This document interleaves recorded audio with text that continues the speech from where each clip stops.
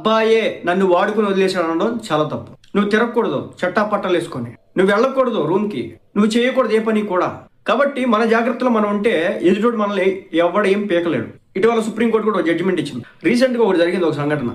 ఒక 19 సంవత్సరాల అబ్బాయి, 21 సంవత్సరాల అమ్మాయి, వాళ్ళిద్దరు మేజర్లు అనమాట. సో ఇంట్లో గొడవ అయింది, తెలిసింది, వీళ్ళిద్దరు ఏదో సహజీవనం లాంటివి చేస్తున్నారని చెప్పేసి కోర్టుకు పోయినారు పేరెంట్స్. పోతే మేజర్లు అయినటువంటి ఎవరైనా సరే ఉండొచ్చు, కలిసి ఉంటే ఇబ్బంది లేదు. అంటే ఒకళ్ళ మీద ఒకళ్ళకి ఇష్టంతో, ప్రేమతో, అభిమానంతో ఏది చేసుకున్నా ఇబ్బంది లేదన్నట్టుగా చెప్పింది. దీన్ని బట్టి అర్థం ఏంటి? కాబట్టి పెళ్ళి అయిన తర్వాత ఇలాంటి రంగు బాగోతాలు చేస్తారంటే తప్పది. పెళ్లి కాకముందు కూడా చేయడం తప్పే.